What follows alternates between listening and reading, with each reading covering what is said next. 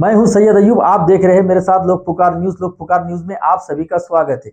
चलते हैं खास खबर की ओर। आणि आज या ठिकाणी आपल्या समोर बोलत असताना या सभेकरता उपस्थित सर्व माझ्या माता भगिनी आणि सर्व बंधू भावांना या ठिकाणी सर्वांचं मी स्वागत करतो। मंचावर उपस्थित महायुतीचे सर्व पदाधिकारी नेते या सर्वांचं या ठिकाणी स्वागत करतो। आणि मी नेहमी सांगत असतो की आपल्या या जगाला ज्यांनी शिकवलं की एक आदर्श राजा कसा असावा, एक आदर्श शासक कसा असावा, एक आदर्श पिता कसा असावा, या जगाला ज्यांनी शिकवलं असे छत्रपती शिवाजी महाराजांचे आदर्श घेऊन ज्यांनी या आपल्या विधानसभेमध्ये जन्म घेतला असे तुम्हा सर्वांचे लाडके राजेश दादा। कारण राजेश दादाकडे पाहिलं तर आपल्याला निश्चितच लक्षात येईल एक भाऊ कसा असावा, एक मुलगा कसा असावा, एक मित्र कसा असावा आणि समाजाची सेवा करत असताना गोरगरिबांचे प्रश्न मार्गी लावणारा नेता कसा असावा, तर तो नक्कीच राजेश दादासारखा नेता असला पाहिजे। मी या मताचा आहे। कारण राजेश दादावर प्रेम करणारे या पाथरी मतदारसंघातील सर्व माता भगिनी, सर्व युवक व प्रौढ या ठिकाणी उपस्थित आहेत। या ठिकाणी मी शिवसेनेचा जिल्हा प्रमुख म्हणून या ठिकाणी आपल्याला जरी बोलत असलो तरी राजेशदादासारख्या नेत्याच्या प्रचाराच्या सभेमध्ये बोलण्याचं भाग्य मला लाभलं, राजेशदादाचा प्रचार करण्याचं सौभाग्य मला लाभलं। खरंच मी स्वतःला भाग्यवान समजतो। कारण या पाथरी विधानसभेमध्ये काम करत असताना शिवसेना पक्षाचं संघटन वाढवण्याकरता मी या 2 ते 2.5 वर्षापासून खूप मेहनत घेतलेली आहे। परंतु आपण ज्याप्रमाणे आपण पाहिलं असेल की काही पक्षी असतात ते सीझन वाईज त्या एरियामध्ये येतात, त्या ठिकाणी त्यांची खात्या सर्व ताकदीनिशी करत आहेत। आणि पुन्हा मी या ठिकाणी स्टेजवर आपल्या सर्वांना शिवसैनिकांना आणि सर्व महायुतीच्या पदाधिकाऱ्यांनाही सांगतो की आपल्याला येणाऱ्या 20 तारखेला राजेश दादाला मतदान करून बहुसंख्य मतांनी दादाला निवडून द्यायचं आहे। आणि नक्कीच आपल्याला पाथरी विधानसभेमध्ये महायुतीचा आमदार आपल्याला या ठिकाणी द्यायचा आहे। महाराष्ट्रामध्ये काम करत असताना या महायुती सरकारने ज्यावेळेस शिंदे साहेबांनी निर्णय घेतला की आपण भाजपा सोबत महायुती करावी आणि त्यांनी एक क्रांतिकारी निर्णय घेऊन त्यांनी भाजपा सोबत राहून या महाराष्ट्रामध्ये सरकार स्थापन केलं आणि त्या सरकारसोबत खांद्याला खांदा लावून काम करण्यासाठी अजितदादाही या महायुतीमध्ये आले। हे काम करत असताना आपण पाहिलं असेल महाराष्ट्रामध्ये सामान्यातल्या सामान्य कुटुंबापर्यंत त्या कुटुंबांच्या अडचणी दूर करण्याकरता या सरकारने काम केलं आहे। शिंदे साहेबांच्या माध्यमातून आज माझ्या लाडक्या भगिनींना वेगवेगळ्या योजनांद्वारे खूप असा फायदा त्यांना मिळत आहे।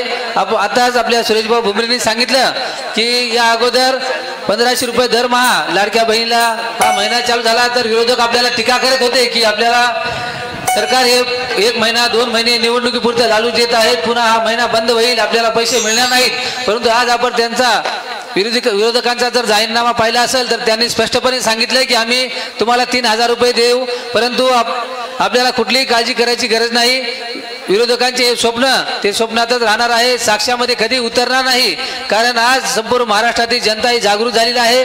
जातीपातीच्या राजकारणामध्ये आता लोकांना रस राहिलेला नाही। आता फक्त आणि फक्त विकास या मुद्द्यावरच ही निवडणूक लढवली जात आहे।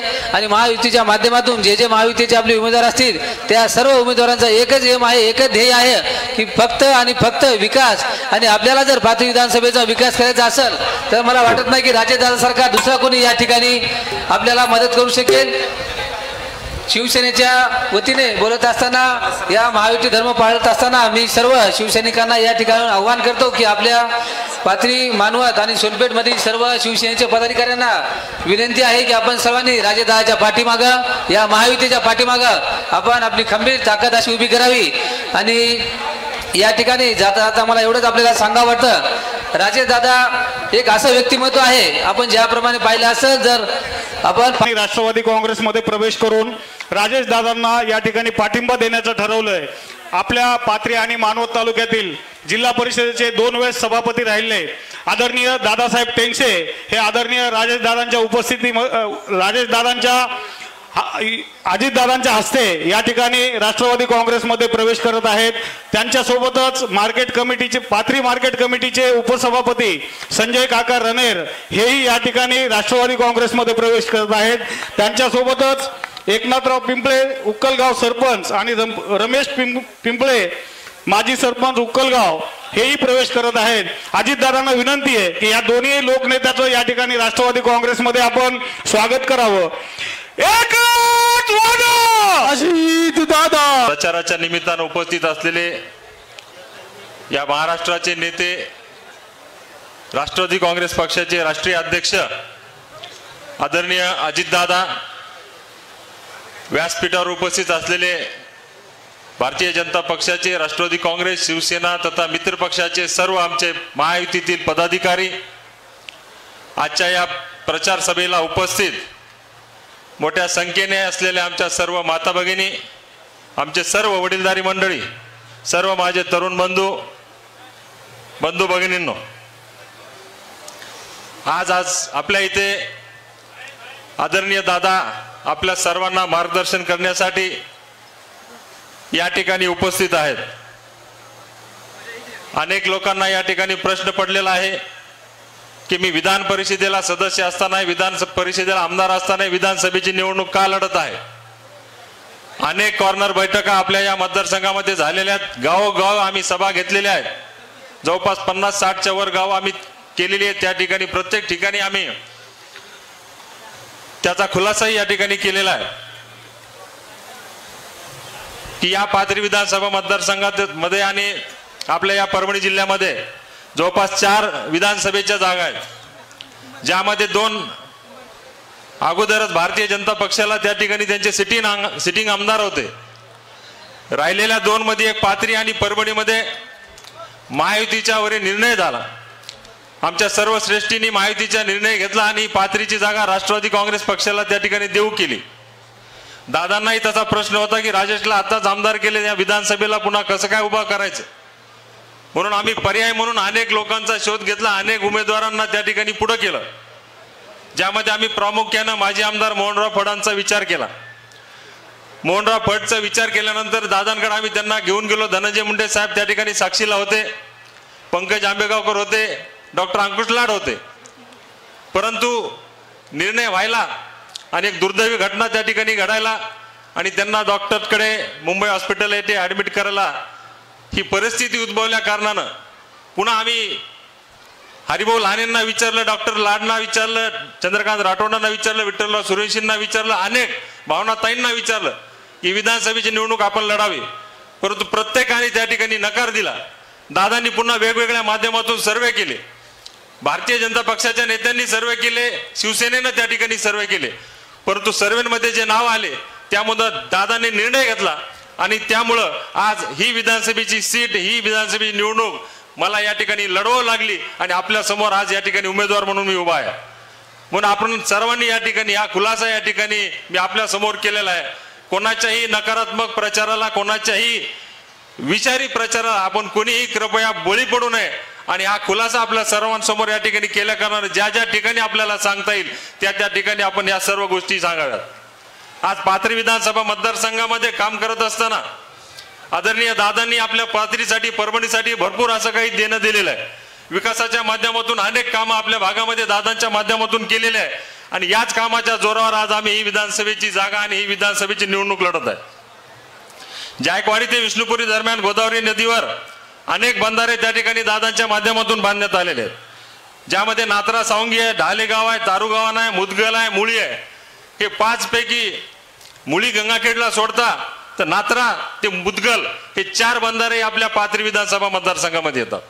मुळीचं बॅकवॉटर सोनपेठ तालुक्यातल्या या पाथरी विधानसभा मतदारसंघातल्या जवळपास 20 खेड्यांना त्याचा बॅकवॉटरचा फायदा होतो आणि या घेतलेल्या धोरणात्मक निर्णयामुळे आमच्या या भागातला शेतकरी, आमच्या या भागातला सर्वसामान्य शेतकरी अत्यंत पाण्याच्या सिंचनाखाली, आर्थिक समृद्धीच्या खाली त्या ठिकाणी सुजलाम सुफलाम हे क्षेत्र त्या ठिकाणी झालेलं आहे।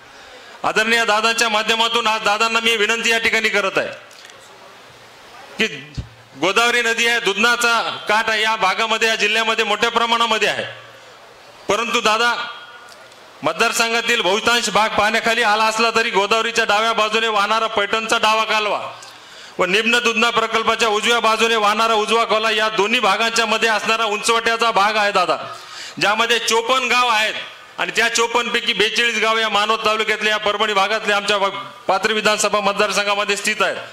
त्या भागामध्ये आजही पाण्याची समस्या तीव्र आहे। शेतीसाठी तिथे शाश्वत पाण्याची सुविधा नाहीये। या सर्व गावांना पाण्याची सुविधा आपण उपलब्ध करून देण्यासाठी प्रयत्न केला। एक महत्त्वाकांक्षी प्रकल्प जर आपण त्या ठिकाणी देण्याचा त्या ठिकाणी राज्य शासनाच्या वतीने जर प्रयत्न या ठिकाणी केला, उपसा सिंचन पद्धतीने त्यांना पाण्याची शाश्वत सुविधा उपलब्ध करून दिली तर निश्चित या 42 आणि 12 अशा 54 गावांना त्या भागामध्ये पाण्याची मुबलकता होऊन ते सर्व क्षेत्र सिंचनाखाली येऊन पिण्याच्या पाण्याची व्यवस्था होणार आहे, सिंचनाची व्यवस्था त्या ठिकाणी होणार आहे आणि हा भाग निश्चित संपूर्ण भाग सिंचनाच्या खाली येणार आहे।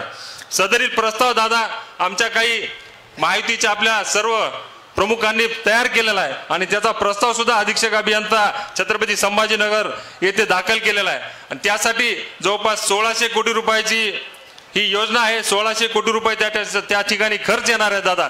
तर माझी विनंती आपल्याला हे सर्व 54 गावं सिंचनाखाली आणण्यासाठी आपण धोरणात्मक त्या ठिकाणी निर्णय घ्यावा आणि ज्यामध्ये गोदावरीच्या नदीवर आणखीन एक बंधारा आणि दुधना नदीवर आणखीन एक या ठिकाणी बंधारा बांधला, त्या माध्यमातून हा क्षेत्र जर घेतलं तर निश्चित या भागामध्ये सिंचनाच्या माध्यमातून मोठा फायदा आमच्या सर्व भागाला होणार आहे। अधिक न बोलता दादा सर्वात मोठा प्रश्न या भागामध्ये या पाथरी तालुक्यासाठी आहे। गोदावरी दुधना सहकारी साखर कारखाना सारखा कारखाना या मराठवाड्यातला प्रथम कारखाना आहे सर। हा कारखान्यामध्ये अत्यंत चांगल्या पद्धतीने चालू असलेला कारखाना या विद्यमान आमदाराच्या माध्यमातून राजकारण त्या ठिकाणी होऊन हा कारखाना देशोधडीला लावलेला आहे दादा आणि तो कारखाना देशोधडीला लावल्याच्या नंतरही आज अनेक लोकांनी हा कारखाना विक्री केलेला आहे। आज हा अदानी ग्रुपकडे हा कारखाना गेल्याची माहिती या ठिकाणी आमच्या सर्वांसमोर आलेली आहे। मी विनंती आपल्या दादांना आपल्याला करतोय की हा कारखाना या कारखान्याचं जर गाळप क्षमता आपण या ठिकाणी वाढवण्यासाठी सूचना केली तर त्या ठिकाणी आमच्या सर्व या भागातील राहणाऱ्या आमच्या शेतकऱ्यांना तिथल्या ऊस उत्पादक शेतकऱ्यांच्या जीवनामध्ये निश्चित एक आर्थिक क्रांती निर्माण होईल आणि त्यांच्या जीवनामध्ये आर्थिक समृद्धी त्या ठिकाणी होईल आणि आमचा संबंध शेतकरी चांगल्या पद्धतीने गुणागोविंदांना सुजलाम सुफलाम पद्धतीने त्या ठिकाणी नांदेल। दुसरा विषय याच कारखान्याचा आहे दादा, 892 कर्मचाऱ्यांचा वेतनाचा विषय आहे। 892 कर्मचाऱ्यांचं वेतन मागच्या 20 वर्षापासून थकीत आहे। करोडो रुपयाचं वेतन त्या ठिकाणी थकीत आहे आणि आज हे प्रकरण सर्वोच्च न्यायालयामध्ये प्रलंबित आहे। आपण जर त्या ठिकाणी मध्यस्थी केली आणि MSC बँकेच्या माध्यमातून जर थोडं लक्ष दिलं दादा तर जवळपास 892 कुटुंबामध्ये निश्चित त्यांचा रखडलेला प्रश्न मार्गी लागेल आणि त्या सर्व कुटुंबांमध्ये आर्थिक समृद्धी त्या ठिकाणी निर्माण होईल। अनेक गोष्टी आहे दादा, आम्ही कॉर्नर सभा घेऊन त्या ठिकाणी आम्ही या गोष्टी मांडतच आहोत। राज्य सरकारच्या माध्यमातून ज्या काही आपण योजना आमच्या राज्य या संबंध महाराष्ट्रासाठी राबवलेल्या आहेत त्याच्यामध्ये आपल्या माध्यमातून आपण तर सांगणारच आहोत, परंतु अनेक काही गोष्टी आहेत दादा आपल्या माध्यमातून झालेल्या आहेत। साईबाबा संस्थानला आपल्या माध्यमातून 100 कोटी रुपयाचा निधी दिलेला आहे। हे देत असताना दादा या भागामध्ये अनेक क्षेत्र आहेत, तीर्थक्षेत्र योजना अनेक तीर्थक्षेत्र आहेत ज्यामध्ये आम्हाला भविष्याच्या काळामध्ये आमच्या पोखर्णी सारखं नरसिंह देवस्थान आहे, अत्यंत जागृत देवस्थान आहे। त्या देवस्थानाला सुद्धा आम्हाला राज्यावर देशाच्या नकाशावर नेण्यासाठी आपली त्या ठिकाणी गरज आहे। या भागामध्ये अनेक रस्त्याचे प्रश्न आहेत, अनेक आमच्या सहकार विभागाचे प्रश्न आहेत, अनेक शिक्षणाचे प्रश्न आहेत, अनेक सिंचनाचे प्रश्न आहेत। दादा नम्र विनंती करतो की माझ्या माध्यमातून मी अनेक या उमेदवारीच्या माध्यमातून मी आश्वासने या ठिकाणी देत आहे। हे देत असताना मात्र निश्चित या सर्व जनतेचा विश्वास माझ्यापेक्षा तुमच्यावर आहे आणि ही सर्व जनता, या सर्व मायमावल्या, हे सर्व शेतकरी, हे सर्व तरुण वर्ग आपलं मार्गदर्शन या ठिकाणी ऐकायला आलेले आहेत। कारण तुमचा वादा सर्व महाराष्ट्राला माहित आहे। आपण ठरवलं होतं की लोकसभेची उमेदवारी आपण मला देणार आहात, परंतु काही कारणास्तव आपल्याला थांबावं लागलं आणि तुम्ही सांगितलं तुला थांबावं लागेल। आम्ही किंतु परंतु नांदताना आम्ही थांबलोत, परंतु त्याचं फळ दादा त्या ठिकाणी आपण परभणीला आलात आणि शब्द दिला की येणाऱ्या 6 महिन्यामध्ये मी राजेशला विधिमंडळाचा सदस्य बनवेल। मी जाहीर या ठिकाणी आमच्या सर्व जनतेला सांगतोय की दादांनी 6 महिन्यात सांगितलं होतं, परंतु दादांनी हे 3 महिन्यात करून दाखवलेलं आहे। म्हणजे तुमचा वादा लाभ आणि बळ, तुमचा वादा जी आहे या संबंध महाराष्ट्राला माहिती आहे। एकदा तुम्ही ठरवलं तर निश्चित ते पूर्ण त्या ठिकाणी होणार आहे। पण आमच्या या मागण्या आम्ही जनतेमध्ये त्या ठिकाणी घेऊन जात आहेत। आमच्या या अपेक्षा आहेत या पाथरी विधानसभा मतदारसंघामध्ये या परभणी जिल्ह्यासाठी या सर्व मागण्या आणि हे सर्व काम आम्हाला पुढे घेऊन जाण्यासाठी तुमच्या सहकाराची, तुमच्या आशीर्वादाची त्या ठिकाणी आम्हाला गरज आहे. कारण तुमचं नेतृत्व या महाराष्ट्राला संबंधांना माहिती आहे की दादांनी एकदा ठरवलं तर निश्चित या भागामध्ये अनेक कामं त्या ठिकाणी दादाच्या माध्यमातून करू शकतो. म्हणून मी आपल्याला विनंती करतो की या मागण्यांच्या बाबतीत आपण विचार करावा आणि येणाऱ्या काळामध्ये त्या पूर्ण आपण मार्गी लावाव्यात. या ठिकाणी जमलेल्या माझ्या सर्व वडीलधारी मंडळी आहेत, माझ्या सर्व मायमावल्या आहेत, आपण सर्व दादांना ऐकायला आहेत म्हणून मी काही गोष्टीवर या ठिकाणी बोलणार नाही. परंतु आज एवढ्या मोठ्या संख्येने या ठिकाणी आलेल्या आहेत, अल्पशा आमच्या आमंत्रणाला आपण या ठिकाणी एवढ्या मोठ्या संख्येने आलेल्या आहेत. म्हणून विनंती करतो की आपण विधानसभेच्या निवडणुकीला त्या ठिकाणी सामोरे जात आहोत. 5 वर्षासाठी आपण आपला लोकप्रतिनिधी त्या ठिकाणी निवडून देत आहोत. हे लोकप्रतिनिधी निवडून देत असताना निश्चित प्रत्येकाच्या कार्याचा त्या ठिकाणी तुम्ही सर्वांनी निरीक्षण केलं पाहिजे. प्रत्येकाच्या कार्याचा तुम्ही लेखाजोखा त्या ठिकाणी घेतला पाहिजे. अनेकांना तुम्ही 5-5 या मतदारसंघातून या जिल्ह्यातून संधी दिलेली आहे, अनेकांना 17-17 वर्ष या ठिकाणी संधी दिली आहे. म्हणून मी आपल्याला हात जोडतो, नम्र विनंती करतो की दादा माझ्यासोबत आहे, दादाचा आशीर्वाद माझ्यासोबत आहे. आणि आज मी जे काही आहे ते केवळ दादा, अजितदादा आणि दादा यांच्यामुळे आहे. त्यांच्या समोर आणि त्यांच्या साक्षीनं तुम्हाला सर्वांना शब्द या ठिकाणी देतो की उद्याची 20 तारीख अत्यंत महत्वाची आहे. उद्याच्या 20 तारखेला तुमचा लोकप्रतिनिधी तुम्हाला निवडायचा आहे. आणि हे लोकप्रतिनिधी निवडत असताना मी तुम्हाला नम्र विनंती करतो की या मतदारसंघामध्ये मोठ्या प्रमाणामध्ये परिवर्तन होणार आहे, मोठ्या प्रमाणामध्ये बदल होणार आहे. कारण आज आपण 3दा तुम्हा सर्वांना आम्ही बोलवलंय, पाथरीला आम्ही फॉर्म भरायला बोलवलंय, एवढ्याच संख्येने आपण सर्व उपस्थित आहात. आम्ही प्रचार सभेला प्रमुख कार्यकर्त्यांना बोलवलं होतं, याच संख्येने आपण त्या ठिकाणी आहात. पण आज मात्र अनपेक्षितपणे दादांना ऐकायला आपण एवढ्या मोठ्या संख्येने आहात की मला सुद्धा वाटलं नाही की आपलं एवढं मोठं पाठबळ माझ्यासारख्याच्या पाठीशी असेल. म्हणून विनंती करतो की दादांच्या समोर तुम्हाला शब्द देतो की हे 8 दिवस अत्यंत महत्वाचे आहेत. 20 तारखेला तुम्ही सर्वांनी माझ्या सर्व मायमावल्यांनी त्या ठिकाणी मला आशीर्वाद द्यावे, मला मदत करावं. माझ्या सर्व वडीलधाऱ्यांनी मला आशीर्वाद द्यावे, मला मतदान करावं. माझ्या सर्व जमलेल्या तरुण बांधवांना विनंती करतो की तुमचा एक तरुण भाऊ या ठिकाणी उभा आहे, तुम्ही सर्वांनी मला या ठिकाणी एक संधी द्यावी.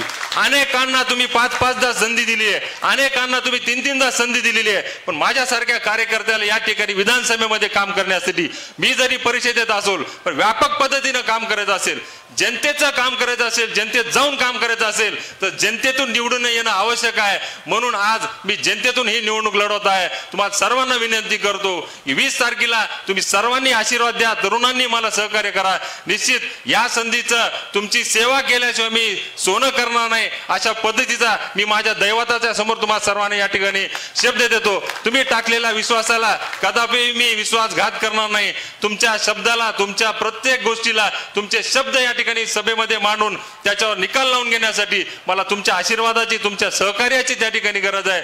म्हणून आपण सर्वांनी मला त्या ठिकाणी एक संधी द्या. अनेकांना संधी दिलेली आहे, एक संधी या ठिकाणी तुम्ही द्या. हे संधीचं सोनं तुमची सेवा केल्याशिवाय मी राहणार नाही, एवढंच बोलतो. आणि मी तुम्हाला हात जोडून नम्र विनंती करतो की ही संधी मला आपण 20 तारखेला द्यावी, एवढं बोलतो. आणि माझं लांबलेलं मनोगत एवढंच या ठिकाणी बोलतो. अनुक्रमांक 1 बॅलेट पेपरवर अनुक्रमांक 1 आहे राजेश उत्तमराव विटेकर, त्या नावासमोर असलेलं घड्याळीचं चिन्ह आणि त्या घड्याळीच्या चिन्हासमोर असलेलं बटन आपण त्या ठिकाणी दाबावं आणि तुमच्या सर्वांची सेवा करण्याची संधी मला त्या ठिकाणी निर्माण करून द्यावी, एवढंच बोलतो. आणि मी माझी रजा घेतो. धन्यवाद. जय हिंद, जय महाराष्ट्र. मनात अधिराज्य गाजवणारे महाराष्ट्राच्या विधानसभेच्या निवडणुकीच्या निमित्तानं संपूर्ण महाराष्ट्रामध्ये 20 तारखेला मतदान होणार आहे. आणि त्या मतदानाच्या निमित्तानं आम्ही 288 मतदारसंघात महायुतीचे उमेदवार उभे केलेले आहेत. यामध्ये आपल्या पाथरी, मानवत, सोनपेठ, परभणी हा एवढा मोठा मतदारसंघ आणि या मोठ्या मतदारसंघामध्ये महायुतीचे अधिकृत उमेदवार म्हणून आम्ही राजेश उत्तमराव विटेकर यांना उमेदवारी दिलेली आहे. त्यांच्या घड्याळाच्या चित्रावर आपण आपला बहुमोल शिक्का मारून त्यांना प्रचंड बहुमताने आमच्याबरोबर महाराष्ट्राच्या विधानसभेमध्ये पाठवावं, अशा प्रकारची आग्रहाची, नम्रतेची, कळकळीची विनंती करण्याकरता मी आपल्या पुढे उभा आहे. मराठवाड्याला, महाराष्ट्राला संत महात्मे महापुरुषांची गौरवशाली अशा प्रकारची परंपरा लाभलेली आहे. त्यांच्या विचारांवरच शिवशाहू फुले आंबेडकरांच्या महाराष्ट्र राज्याची वाटचाल सुरू आहे. आपले परभणी जिल्हा देखील ही संतांची भूमी, संत जनाबाई साईबाबा यांनी दिलेल्या विचारांनी ही भूमी पावन झालेली आहे. या महामानवांना मी सुरुवातीलाच वंदन करतो. मराठवाडा मुक्ती संग्रामाचे नेते स्वामी रामानंद तीर्थ, मराठवाडा मुक्ती संग्रामातील स्वातंत्र्य सैनिक आणि वीर हुतात्मे यांचं कृतज्ञतापूर्वक स्मरण करून त्यांना देखील वंदन करतो. या पाथरीच्या ऐतिहासिक पवित्र भूमीमध्ये महायुतीचे अधिकृत उमेदवार म्हणून राजेश विटेकर यांच्या प्रचारार्थ आपण प्रचंड संख्येने, त्याच्यामध्ये माझ्या मायबाऊले आहेत, माझ्या बहिणी आहेत, माझे बांधव आहेत, आमचे तरुण तरुणी आहेत, वडीलधारी आहेत आणि पत्रकार मित्र देखील आहेत. आज इथं राष्ट्रवादी काँग्रेस पक्ष, भाजपा, शिवसेना, RPI, आठवले आणि इतर घटक पक्षांचे सर्व आजी माजी सन्माननीय पदाधिकारी हे या ठिकाणी उपस्थित आहेत. मी सुरुवातीलाच आपल्या सर्वांच्या साक्षीनं दादासाहेब टेंगसे आणि बाळासाहेब रणे आणि त्यांच्या सहकाऱ्यांनी राष्ट्रवादी काँग्रेस पक्षामध्ये प्रवेश केला त्याबद्दल त्यांचं स्वागत देखील करतो आणि त्या सर्वांना आगामी काळामध्ये आपला योग्य मान आणि सन्मान हा आमच्याकडनं ठेवला जाईल अशा प्रकारचं आश्वासित देखील करतो. बंधू भगिनींनो, निवडणुका म्हटल्यानंतर आरोप प्रत्यारोप चालतात. वेगवेगळे देशातले नेते, राज्यातले नेते आपल्या वेगवेगळ्या महाराष्ट्राच्या कानाकोपऱ्यामध्ये फिरतायत. आज इथं येत असताना मला या सभेच्या निमित्तानं तुम्ही सगळेजण एवढ्या प्रचंड संख्येने जमला त्याच्याबद्दल उमेदवारी कशी द्यावी लागली ह्याचा सुरुवातीलाच उल्लेख माझा सहकारी राजेश विटेकरनी सांगितलेले, त्या खोलामध्ये मी जास्त जात नाही. परंतु महायुतीनं राजेश विटेकरांच्या रूपाने एक सक्षम, एक तरुण उमेदवार दिलेला आहे. राजेशच्या रूपानं राजकारण समाजकारणाचा चांगला अनुभव असलेला एक तळमळीनं काम करणारा लोकप्रतिनिधी ह्या पाथरी, मानवत, सोनपेठ आणि परभणीची काही गावं ह्या मतदारसंघाला मिळणार आहे. तुम्हाला माहिती आहे की मी शब्दाचा पक्का आहे. महाराष्ट्र माझ्या शब्दावर विश्वास ठेवतो. लोकसभेच्या निवडणुकीच्या निमित्तानं राजेशला मी परभणी लोकसभा मतदारसंघातनं तयारी करायला सांगितलेली होती. मात्र काही कारणानं भाजप, शिवसेना, राष्ट्रवादी काँग्रेस आणि मित्रपक्ष आम्ही एकत्र बसलो आणि तिथं रासपाला आमच्या महादेव जानकरांच्या रूपाने ही जागा द्यायची ठरलं आणि त्या राजेशला मी थांबायला सांगितलं. त्यानं सुद्धा कोणताही खळखळ न घालता माघार घेतली आणि त्यावेळेस मी त्याला संधी देतो पुढं अशा प्रकारचा शब्द दिलेला होता. अवघ्या काही महिन्यात मी त्याला आपल्या सगळ्यांच्या आग्रहाखातर आमदार केलं. दिलेला शब्द मी पाळला. मात्र तळमळीनं काम करणाऱ्या कार्यकर्त्याला आता आपल्याला सन्मानाने महाराष्ट्राच्या विधानसभेमध्ये पाठवायचंय. त्यासाठी आपण सगळ्यांनी तयार राहावं अशा प्रकारची विनंती देखील मी माझ्या सर्व सहकारी मित्रांना या निमित्तानं करतो.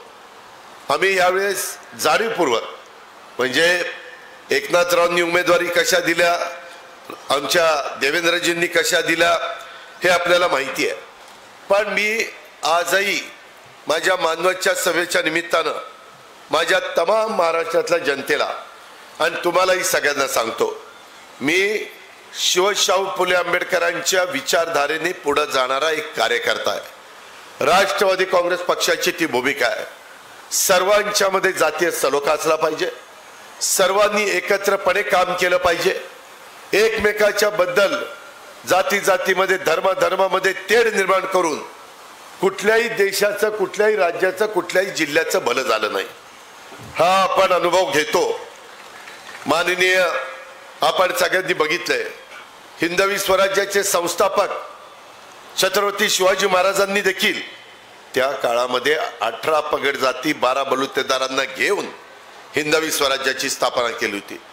त्यांच्यामध्ये सगळे लोक होती, कुठलाही घटक त्यांनी सोडलेला नव्हता. परंतु रयतेचं राज्य कशा प्रकारचं असू शकतं ह्याची इतिहासामध्ये नोंद ही छत्रपतींनी त्या ठिकाणी केलेली आहे. आज मी तुम्हाला सगळ्यांना सांगतो, मी देखील सोशल इंजिनिअरिंग ठेवलेलं आहे. मला ज्या जागा मिळाल्या त्याच्या 10% जागा मी मायनॉरिटीला म्हणजे माझ्या मुस्लिम समाजाला दिल्या. मी 12.5% जागा माझ्या शेड्यूल कास्ट म्हणजे मागासवर्गीयांना दिल्या. 12.5% जागा माझ्या आदिवासींना म्हणजे शेड्यूल ट्राईबला दिल्या आणि 10% जागा ह्या माझ्या महिला भगिनींना दिल्या. अशा पद्धतीनं समाजातल्या सर्व घटकाला मी जाहीर भाषणात फक्त सांगत नाही, मी सोशल इंजिनिअरिंग करतो, मी कृती देखील तशा पद्धतीनं करतो. तरुणांना देखील राजेश विटेकरच्या रूपाने त्या ठिकाणी संधी दिलेली आहे. पलीकडं तुम्ही बसमतला बघितलं तर तिथं राजू नवघरे, कितीतरी तरुणांची नावं मी तुम्हाला या निमित्तानं सांगू इच्छितो. परंतु मला तुम्हाला सगळ्यांना सांगायचं, मी माझी जबाबदारी पार पाडत असताना काही इथले देखील प्रश्न आहेत. मी प्रत्येक माझ्या उमेदवारांच्या मतदारसंघाचा एक वेगवेगळा जाहीरनामा दिलेला आहे की उद्या आमचा उमेदवार महायुतीचा निवडून आल्यानंतर काय करणार आहे, काय त्याचं विजन आहे, काय पक्षाची भूमिका आहे, काय महायुतीची भूमिका आहे. आणि राज्याचा जर जाहीरनामा मी देतोच तो तुम्ही पाहिलाय. त्या प्रकारे माझ्या राष्ट्रवादी काँग्रेस पक्ष आणि महायुतीचे अधिकृत उमेदवार या नात्याने या राजेश उत्तमराव विटेकरांचा हा पाथरीचा वादा हा मी त्या ठिकाणी दिलेला आहे.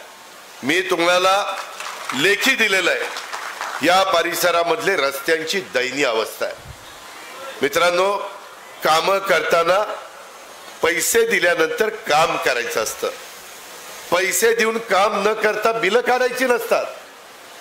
त्याच्यामध्ये दिलेला पैसा हा तुमच्या भल्या करता दिलेला आहे. आज मात्र इथं जे प्रतिनिधित्व करत होते, मी सहज येताना राजेशला आणि बाकीच्या माझ्या सहकाऱ्यांना विचारत होतो, प्रतापरावांना, इतरांना, की बाबा काय परिस्थिती आहे, किती 5 वर्षामध्ये निधी आणला. ठीक आहे, 2.5 वर्ष त्यांची सत्ता नव्हती, 2.5 वर्ष तर इथल्या विद्यमान आमदारांची सत्ता होती. काँग्रेस, राष्ट्रवादी काँग्रेस आणि शिवसेना उद्धव ठाकरे साहेबांच्या नेतृत्वाखाली काम करत होती. मग किती कामं या मतदारसंघात झाली? बहुतेक जण म्हणतात काही कामं झाली नाही. आपण लोकप्रतिनिधी कशा करता निवडून देतो? पाठपुरावा करण्याकरता, जनतेचे प्रश्न सोडवण्याच्या करता, सातत्याने जनतेशी जनसंपर्क साधण्याकरता निवडून जायचं आणि परत लोकांच्याकडे डुंकून बघायचं नाही. अशा प्रकारचा लोकप्रतिनिधी नसावा. आज इथं मात्र परिस्थिती वेगळी आहे. आता एक तरुण राजेशच्या रूपाने प्रतिनिधी दिलेला आहे. राजेशला त्याचे वडील उत्तमराव विटेकर हे देखील ह्या भागातनं आमदार म्हणून निवडून गेलेले होते. माझा त्यांचा परिचय होता. मी गेले 30-35 वर्ष समाजकारण राजकारण करतो. मला समाजकारण राजकारण करत असताना कोणाला दुखवायचं नाहीये. आम्ही सर्वांना कसं बरोबर घेऊन जाता येईल. मला माहिती आहे हा मतदारसंघ अनेक जाती धर्माच्या लोकांनी एक सजलेला वेढलेला मतदारसंघ आहे. इथं मायमाऊली एवढ्या संख्येने. आम्ही यावेळेस आम्हाला लोकसभेला जरा झटका बसला. लोकसभेला फेक नॅरेटिव्ह सेट करण्याचा प्रयत्न केला. विरोधकांनी सांगितलं आमच्या मागासवर्गीय समाजाला अब की बार 400 पार. त्यांना कशा करता पाहिजे 400 पार? 250 जागा आल्या तरी सरकार यांचं येतं. ह्यांना जास्त पाहिजे संविधान बदललं, ह्यांना जास्त पाहिजे घटना बदलायला, ह्यांना जास्त जागा पाहिजेत आरक्षण बदलायला, ह्यांना आणखीन काहीतरी यांच्या डोक्यामध्ये वेगळं खोटा प्रचार केला. आम्ही सांगून दमलो, बाबांनो, सूर्य चंद्र जोपर्यंत आहे तोपर्यंत भारतरत्न डॉक्टर बाबासाहेब आंबेडकरांच्या घटना आणि संविधानाला कोणी धक्का लावू शकत नाही. परंतु दुर्दैवाने आमचं ऐकलं नाही. आता 4-5 महिने झाले. काय घडलं? आज आपण संविधानाचा आदर करतो. आपण न्यायदेवतेच्या हातामध्ये संविधान दिलंय, तिच्या डोळ्यावरची पट्टी काढून टाकली, दुसऱ्या हातात तराजू दिलेला. एवढा संविधानाच्या बद्दल आपल्याला सगळ्यांना एक आपुलकी, प्रेम आणि जिव्हाळा आहे. अतिउत्तम अशा प्रकारचं जगातलं आपलं संविधान आहे आणि त्या संविधानामुळं आपला एवढा मोठा 18 पगड जातीचा भारत देश हा एकत्र राहिलेला आहे। हे आपल्याला मानवतकरांनो, पाथरीकरांनो, परभणीकरांनो, सोनपेठकरांनो नाकारता येणार नाही। जे खरं आहे ते खरं आहे आणि त्याच्यामुळं कुठेही आरक्षण त्या ठिकाणी काढायचा, कुठेही त्या बाबतीमध्ये संविधान बदलायचा, घटना बदलायचा संबंध येत नव्हता। स्वतः देशाच्या पंतप्रधानांनी, मी गेलो होतो, मी एनडीएचा घटक आहे, तिथं राष्ट्रपती भवनात टेबलवर संविधान ठेवलेलं होतं। पंतप्रधानांनी पहिलं संविधानाच्या पुढे नतमस्तक झाले आणि नंतर त्यांनी देशाचे तिसऱ्यांदा पंतप्रधान म्हणून शपथ घेतली। हे उघड्या डोळ्यांनी आपण बघितलं। आताही पुन्हा विरोधी पक्षाचे नेते येतात आणि मुंबईला संविधान दाखवतात। मला तर पत्रकारांनी सांगितलं ते कोरं आतमध्ये काहीच लिहिलेलं नव्हतं। अरे तुम्ही घटनेचे शिल्पकार डॉक्टर बाबासाहेब आंबेडकरांची थट्टा करता, चेष्टा करता, संविधानाचा अनादर करता आणि काँग्रेसवाल्यांनी तर बोलूच नाही। त्यांनी त्या काळामध्ये बाबासाहेब आंबेडकरांना निवडून देण्याच्या ऐवजी दोनदा पराभूत करण्याचं काम केलं। आता त्यांना पुळका आलाय, कारण माहिती आहे आंबेडकरवादी जनता प्रचंड मोठी आहे आणि त्यांची नाराजी नको म्हणून हे असे काहीतरी नौटंकी यांची चाललेली। ही गोष्ट लक्षात घ्या। मी शब्दाचा पक्का आहे, मी खोटं कधी सांगणार नाही। एक वेळ पडेल ती किंमत मोजेल, पण मी तुम्हाला भूलथापा देणार नाही। हे झालं संविधानाच्या बद्दल। त्याच्यात आमचा मागासवर्गीय थोडा आमच्यापासून बाजूला गेला, अल्पसंख्याक समाज।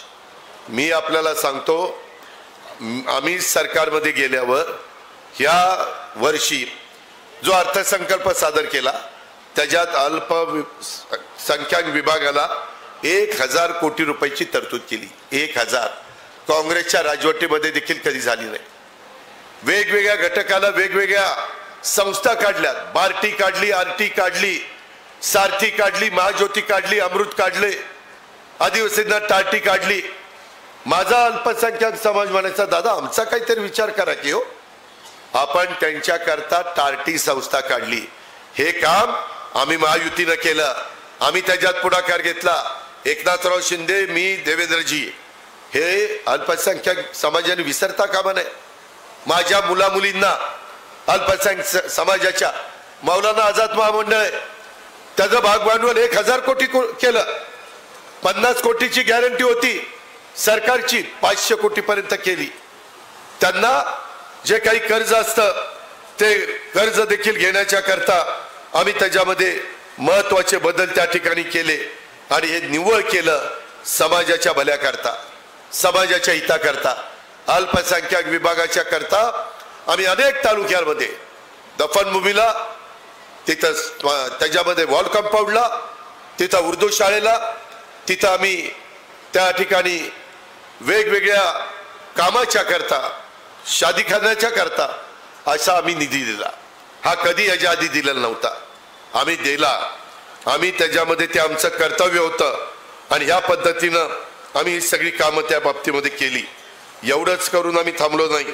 ह्यामध्ये काही झालं तरी या समाजाला अंतर पडून द्यायचं नाही अशा प्रकारची भूमिका आम्ही सगळ्यांनी त्या ठिकाणी स्वीकारली आणि ही भूमिका घेऊन आज आम्ही राज्यामध्ये पुढे चाललेलो आहे। तुम्ही घाबरू नका।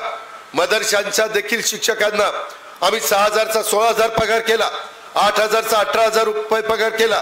परदेशात मुलांना पाठवायला गरिबाची, माझी अल्पसंख्याक समाजाची मुलं मुली, त्यांना देखील प्रतिवर्षी 40 लाख रुपये त्या ठिकाणी शिकण्याच्या करता शिष्यवृत्ती दिली प्रति विद्यार्थी।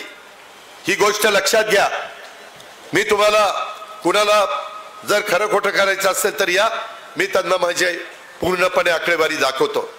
हे काम आम्ही केलंय, आम्ही तिथं कुठं वेगळा विचार केला नाही। अशा पद्धतीनं काम करणारं हे महायुतीचं सरकार आहे। ह्या गोष्टीचा आदर हा आपण सगळ्यांनी ह्या निमित्तानं केला पाहिजे। मित्रांनो, एवढ्यावरच आम्ही त्या ठिकाणी थांबलो नाही। ह्याच्याही पुढे जाऊन आपण कुठल्याही समाजाला त्या बाबतीमध्ये वंचित ठेवायचं नाही अशा प्रकारचा निर्णय देखील आम्ही त्या ठिकाणी घेतला आणि त्या सगळ्या घटकाला न्याय देण्याची भूमिका आम्ही सरकारमध्ये स्वीकारली। मला सांगा, ह्या सगळ्या गोष्टी करत असताना आम्ही कुठेही कमी पडलो नाही। उच्च शिक्षणाच्या करता अल्पसंख्याक विद्यार्थ्यांच्यासाठी सुधारित शिष्यवृत्ती योजना राबवून शिष्यवृत्तीची रक्कम 50,000 रुपयापर्यंत वाढवण्याचं काम देखील आम्ही त्या बाबतीमध्ये केलं आणि 15 जिल्ह्यामध्ये 2800 बचत गट माझ्या अल्पसंख्याक महिलांच्या करता महिला आर्थिक विकास महामंडळाकडनं आम्ही त्या ठिकाणी स्थापन केलेले. मी मदरशांना सोलर प्रणालीद्वारे वीज पुरवठा ही योजना आणली आणि त्याच्याकरता प्राथमिक मालेगावला 5 कोटी रुपयाची तरतूद त्या बाबतीमध्ये केली. ह्या पद्धतीनं आम्ही सर्वांना बरोबर घेऊन जाणारे हे सरकारमधले घटक आहोत, हे आपल्याला विसरता येणार नाही. आज माझ्या इथल्या मायमौली बसल्या, निकाल लागल्यानंतर माझ्या अल्पसंख्याक समाजाची लोक पण आमच्यापासून बाजूला गेली. त्यांना अशी भीती वाटली की उद्याच्याला तिसऱ्यांदा सत्तेवर आले तर हिंदू राष्ट्र करतील, आपल्याला कुठेतरी पाकिस्तान बांगलादेशमध्ये पाठवतील. अरे कसं पाठवतील? तुम्ही भारतीय आहोत, तुम्ही आम्ही भारतीय आहोत, आपण दुसऱ्या कोणी नाहीये. परंतु फेक नरेटिव्ह सेट केला. झालं काय? आज आपण सगळेजण एकत्रपणे राहतोय, परंतु दिशाभूल तर झाली. आम्ही फक्त 0.6% कमी पडलो तरी आमचे अनेक खासदार पडले. आज इथं माझ्या मायमाऊली आहेत. माझ्या बरेच दिवस मी 10वा अर्थसंकल्प सादर करत असताना एकनाथराव देवेंद्रजी आम्ही सगळे बसलो आणि मी म्हटलं की यावेळेस जरा मला चांगला अर्थसंकल्प आपण देऊया. 6.5 लाख कोटीचं बजेट होतं. 3-3.5 लाख कोटी रुपये आपल्या पगाराला शासनाच्या क्लास 1, क्लास 2, क्लास 3, क्लास 4 आणि सगळ्या बाकीच्या कामाला लागत होते. पेन्शनला लागत होते, घेतलेल्या कर्जाचं व्याज द्यायला लागत होते. त्याच्यातून बाकीचे 3 लाख कोटी हे विकासाला द्यायचे होते. पाणी, लाईट, पिण्याचं, शेतीचं, वेगवेगळ्या प्रकारची रस्त्यांची कामं, ज्या मूलभूत गरजा आहेत त्या गरजा आम्हाला द्यायच्या होत्या. त्याच्यातून मी 75,000 कोटी रुपयाची बचत केली आणि माझ्या मायमाऊलींना माझी लाडकी बहीण योजना आणली. आता त्या योजनेला लगेच विरोधकांनी विरोध केला. हे म्हटले कंगाल करायला निघालेत, राज्य सरकारची दिवाळखोरी काढायला निघालेत, तिजोरी पूर्णपणे रिकामी केली, हे खोटं आश्वासन देत आहे. ह्यांना मायमाऊलींना पैसे द्यायचे नाही, ह्यांना फसवायचंय, ह्यांचा निवडणुकीवर डोळा आहे. अरे वाटेल तशा प्रकारचे आरोप केले, कोर्टात गेले, ह्याला स्टे आणण्याच्या करता कोर्टाने नाही स्टे दिला. काय काय कृत्या लढवल्या. सांगितलं आमचं सरकार आल्यावर ही योजना आम्ही बंद करू. अरे का रे बाबा, का बंद करू? जर आम्ही खुरपणीला जाणारी बाई, दिवसभर काम करणारी बाई आणि संध्याकाळी तिची चूल पेटती, आज तिच्याकडे कुणी त्या पद्धतीनं लक्ष देत नाही, तिला सबल कुणी करत नाही, सक्षम कुणी करत नाही. तिच्या हातामध्ये पैसे आल्यानंतर तिला सांगतात घराचं काम बघ, तू खर्च करू नको. अशा प्रकारे अरे तिला पण जीव आहे ना, तिलाही वाटतं ना की मी माझ्याकरता काहीतरी घ्यावं, माझ्याकरता काहीतरी खर्च करावा. आणि म्हणून डायरेक्ट त्यांच्या अकाउंटला आधार कार्डची लिंकअप केलं आणि त्यांच्या अकाउंटला पैसे टाकायला सुरुवात केली. पहिल्यांदा जुलै ऑगस्टचे पैसे सगळं तयार व्हायला वेळ लागला. ऑगस्टला 3,000 रुपये दिले की नाही दिले, सप्टेंबरला 1,500 दिले आणि दिवाळीच्या आधी पुन्हा 3,000 रुपये दिले ना, 7,500 रुपये दिले. आज त्यांची दिवाळी चांगली झाली. आज त्यांच्या चेहऱ्यावर समाधान दिसतंय, आनंद दिसतोय.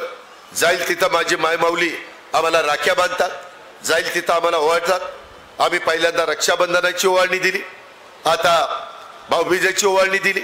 काय आम्ही चुकलो? काय आम्ही कमी पडलो? कशा करता आम्हाला त्यांनी दोष द्यायचा? विरोधक कारण नसताना ह्याकडे वेगळ्या नजरेने बघतात. मायमाऊलींनो, मी तुम्हाला सांगतो, ही योजना तुमचा भाऊ अजित पवार पुढे चालू ठेवेल. तुम्ही फक्त उद्याच्याला घड्याळाच्या चित्राच्या शेजारचं बटन दाबा. योजना चालू पुढे 5 वर्ष, काळजी करू नका. तुम्हाला 3 गॅस सिलेंडर वर्षाला फ्री, ती योजना चालू. माझ्या तरुणींना स्टायपन देण्याची 6,000, 8,000, 10,000, 10 लाख विद्यार्थी, वर्षाला 8,000 खर्च, ती योजना चालू. ह्या सगळ्या योजना मी तुम्हाला देत असताना ते म्हणाले बघा ह्या सरकारचे मुख्यमंत्री, दोन्ही मुख्यमंत्र्यांच्या बहिणीच लाडके आहेत, भाऊ तर काहीच बघत नाही, भाऊ दोडक्याच आहे.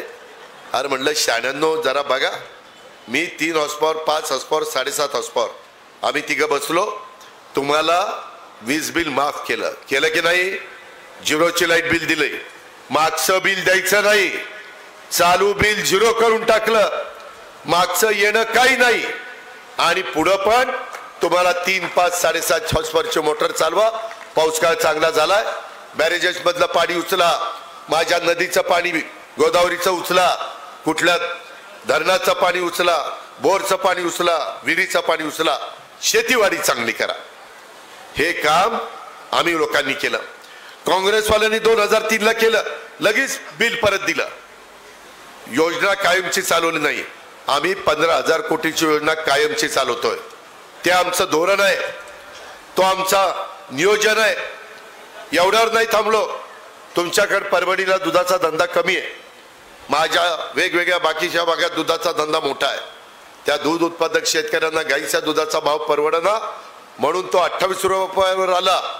आम्ही 1 ऑक्टोबर पासून त्या दुधाचा भाव 7 रुपये इन्सेंटिव्ह वाढून आता 28 आणि 7 35 केलाय. सगळं पारदर्शक.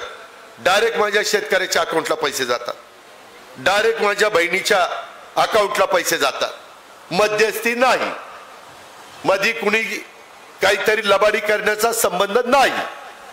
ह्या पद्धतीच्या योजना आणल्या. अजूनही पुढे आपल्याला चांगल्या योजना आणायच्या का? केंद्र सरकार आमच्या विचाराचं आहे. कालच तुम्ही बघितलं, देशाचे 3ऱ्यांदा पंतप्रधान झालेले नरेंद्र मोदींची पुण्यामध्ये रॅली झाली. पुण्यात 21 जागा आहे. अहो, आपल्या जिल्ह्यात 4 जागा आहेत. 4 परभणी तर जगात जर्मनी, भारतात परभणी, जागा 4. पुणे जिल्ह्यात जागा 21, ठाण्याला जागा 18. ठीक आहे, हरकत नाही. आता आपल्याला गंगाखेडला रत्नाकर गुट्टेला तिथं आपल्याला मतदान करायचंय. जिंतूरला मेघना बोर्डीकर, तिची कमळाची खूण आहे, तिथं बटन दाबायचंय. परभणीला आनंद भरोसे, त्यांची खूण धनुष्यबाण आहे. आणि गंगाखेडला पण मला वाटतं कमळ आहे, ॲटो आहे, सॉरी ॲटो आहे, ती रासप आहे, ॲटो ॲटो हा ॲटो रिक्षा घेऊन चाललाय आमचा रत्नागर, टोर टोर टोर टोर टोर. त्याच्यामध्ये आमचा राजेश ह्याची खूण घड्याळाची आहे. म्हणजे माय माऊलींनो, माझ्या बांधवांनो, आपल्याला पुन्हा सरकार आणण्याच्या करता परभणीमध्ये राजेशला घड्याळ, आनंद भरोसेंना धनुष्यबाण, मेघना बोर्डीकरला कमळ आणि गंगाखेड रत्नाकरला ऑटो रिक्षा, ह्या खूण आहे. त्या लक्षात ठेवा. त्याला बटन दाबली त्या भागामध्ये की सरकार आपलं येणार. सरकार आलं की तुमच्या योजना चालू. एवढ्यावर आम्ही थांबलो नाही. कांदा निर्यात बंदी उठवली. पंतप्रधानांच्या सभेला मी होतो, आम्ही ती चर्चा करत होतो. ते मला विचारत होते, अजित कशी परिस्थिती आहे? त्यांच्या सभा मोठ्या मोठ्या होत आहेत, समाजाला पुढे नेण्याचा प्रयत्न करतायत. ते म्हणाले कोट्यवधी रुपयाचा निधी मी महाराष्ट्राला देईल. कशाला? मेट्रो करायला, वंदे भारत ट्रेन चालू करायला, एअरपोर्ट करायला, त्याच्यामध्ये बंदरं करायला, त्याच्यामध्ये बुलेट ट्रेन करायला, त्याच्यामध्ये वेगवेगळ्या पद्धतीनं विकासाच्या करता मोठे मोठे प्रकल्प आणायला. ह्या करता देशाच्या पंतप्रधानांचं आपल्याला पाठबळ आहे. हे विरोधक करू शकत नाही, कारण तिथं त्यांची सत्ता नाहीये. म्हणून माझ्या मानवतकरांनो, पात्रीकरांनो, लक्षात ठेवा, ह्याला का निवडून द्यायचं किंवा या बाकीच्या उमेदवारांना का निवडून द्यायचं? आपल्याला आपल्या महाराष्ट्राचा सर्वांगीण विकास करायचा आहे. परभणी खरोखरच मागे राहिलंय. ज्या पद्धतीनं इथली गावं आहेत, ज्या पद्धतीनं इथले रस्ते आहेत, ज्या पद्धतीनं इथं अंडरग्राऊंड ड्रेनेज व्हायला पाहिजे, अशा प्रकारच्या गोष्टी इथं झाल्या नाही. एवढ्यावरच नाही, मला तुम्हाला सगळ्यांना सांगायचंय की एकंदरीतच काम करत असताना आम्ही ह्या संदर्भामध्ये ज्याचा उल्लेख मगाशी राजेशने केला, गोदावरी दुधना सहकारी साखर कारखाना, त्याच्यामध्ये मला कामगारांनी निवेदन दिले 12,26,30,000 रुपये त्यांचं वेतन थकीत आहे. काय कशा पद्धतीने तो कारखाना खाजगी कोणी घेतलाय, त्याच्या संदर्भामध्ये तुम्हाला माझ्याकडनं मदत पाहिजे, तुम्ही काळजी करू नका. केंद्रामध्ये अमित शहा ह्या खात्याचे मंत्री आहेत आणि त्यामुळं ह्या बाबतीमध्ये कुठल्याही परिस्थितीमध्ये हा कारखाना विस्तार वाढ करून त्याच्यातून चांगल्या पद्धतीनं माझ्या ह्या परिसरातला ऊस हा जाण्याच्या करता आम्ही त्याच्यामध्ये इथली गाळप क्षमता दुप्पट करण्याकरता शासन स्तरावर केंद्र आणि राज्य इथं आम्ही या मतदारसंघातल्या शेतकऱ्यांचा ऊस गाळपा करता आम्ही पुढाकार घेऊ. माझा शब्द आहे, तुम्ही काळजी त्या ठिकाणी करू नका. एकंदरीतच ह्यामध्ये माझ्या मानवत परभणी तालुक्यातील 54 गावे सिंचनाखाली आणण्याच्या करता गोदावरीवरील बंधाऱ्यातून दुधना नदीवर नवीन बंधारे उभारून उपसा सिंचन योजना राबवण्याचा शासन स्तरावर आम्ही निर्णय घेऊ शकतो. कारण नाथसागर पासून बाबळी पर्यंत हे सगळे जे बॅरेजेस आहेत ते बॅरेजेस त्या काळामध्ये मी तुमच्या मराठवाड्याच्या करता मी त्या ठिकाणी देण्याचं काम केलं आणि त्याच्यातून मराठवाडा दोन्ही बाजूला एक सुजालाम सुफालाम झालेला आहे. त्याच्यामध्ये नाथरा सावंगी असेल, डालेगाव असेल, तारुगावन असेल, मुदगल असेल, मुळी असेल, ही आपल्या मतदारसंघातील बंधारे आपण बांधलेले हे आपण विसरू नका. याच्यामध्ये गोदावरीच्या डाव्या बाजूने वाहणारा पैठणचा डावा कालवा आणि निम्न दुधना प्रकल्पाच्या उजव्या बाजूने वाहणारा उजवा कालवा या दोन्ही भागामध्ये असणाऱ्या उंचवट्याच्या भागावर ज्या 54 गाव त्या भागामध्ये आजही पाण्याची समस्या आहे. उशाला नाथसागर, एवढं मोठं जायकवाडी धरण, एवढी मोठी गोदाकाठ पार तो त्या ठिकाणी परराज्यामध्ये जाती आणि एवढे मोठे बंधारे बॅरेजेस तरी देखील आपला काही भाग हा वंचित पाण्यापासून राहिलेला आहे. त्याच्याबद्दलचा परिपूर्ण प्रस्ताव हा जलसंपदाच्या अधिकाऱ्यांच्याकडे सादर झालेला आहे. आपण काळजी करू नका. आपलं सरकार उद्या ना गड्याच्या चित्राच्या शेजारचं बटन दाबा. सरकार आल्यावर पहिली मीटिंग मी ह्याची लावेल, राजेशला बोलवेल, तुम्हाला प्रमुखांना बोलवेल आणि हा प्रश्न आपण मार्गी लावू. सर्वांचं श्रद्धास्थान साईबाबाची जन्मभूमी पाथरी शहर, या पाथरी शहरामध्ये साईबाबा तीर्थक्षेत्र विकास आराखड्याला देखील मंजुरी दिलेली आहे आणि या पुढच्या काळात तिथं निधी देण्याचं काम करू. माझ्याच नियोजन खात्याच्या अंडर ते काम घेतलेलं आहे. काळजी करू नका. त्याच्यातनं भक्तगण येतील, मोठ्या प्रमाणावर लोक दर्शनाला येतील, त्याच्यातनं इथं रोजगार निर्माण होईल. त्याच्यातून एक चांगल्या पद्धतीचं काम इथं त्या ठिकाणी उभं राहील. जिल्ह्यातील सर्वांचं श्रद्धास्थान असलेलं नरसिंह पोकर्णी या देवस्थानासह अनेक तीर्थक्षेत्राचा त्यांना पर्यटन दर्जा देऊन विकास करण्याच्या करता आम्ही मागे राहणार नाही. आम्ही निधी देऊ. फक्त ह्यांनी पाठपुरावा करायचा. ह्यांनी पाठपुरावा करायला ह्याचं गाड्याचं बटन दाबायचं, तेवढं तुमच्या हातात आहे. पाथरीमध्ये असणारा हा जो काही कारखाना आहे गोदावरी दुधना, ह्याच्यामध्ये देखील हा भाग सुजालाम सुफालाम करणार आहे, आर्थिक सुबत्ता आणणार आहे, महत्वाचा कणा आहे. अहो ही कारखाना आहे फक्त 1250 टनाचा. आम्ही आमच्या भागामध्ये कारखाने चालवतो 15,000 टनाचे, 17,000 टनाचे, 12,000 टनाचे. आपल्याला इतरांच्या बरोबर यायचं आहे असं मागून राहून नाही चालणार.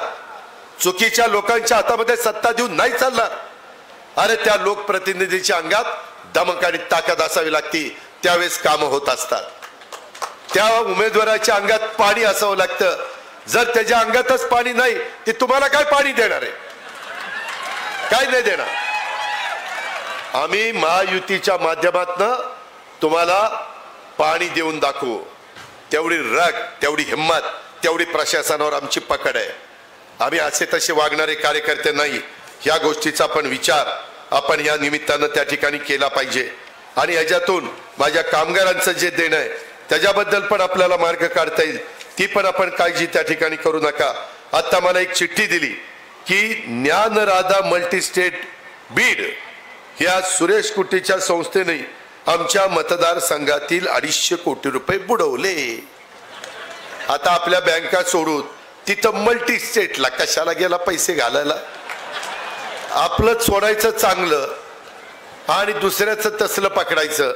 त्याची तर दिवाळखोरीच निघाली असं मला कळलं. मी लक्ष घाली. मी एखादी तक्रार आल्यानंतर त्याच्या खोलात जाईल. मी त्याच्यामध्ये डोळेझाक करणार नाही.